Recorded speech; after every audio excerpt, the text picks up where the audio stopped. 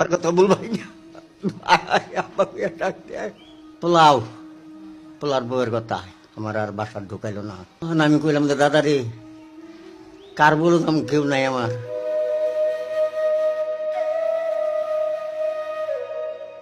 আমার একটা ছেলে এই ডাকাতি থাকে রাখার পর দুটা নাতনি কম্পিউটার চালায়, একটা নাতনি আছে। আমার এই পাশাতে একটা ঘাও, এই ঘাওটা পচা পড়ছে এবং কি রাত্রেবেলা রিক্সাও চালাইছি, ভালো ছিলাম। এই ঘাওটাও তো আমার রাস্তা পোলার গেটের সামনে ফালাই দিয়ে গেল। পোলাও পোলার বউয়ের কথা আমার আর বাসার ঢুকাইলো না।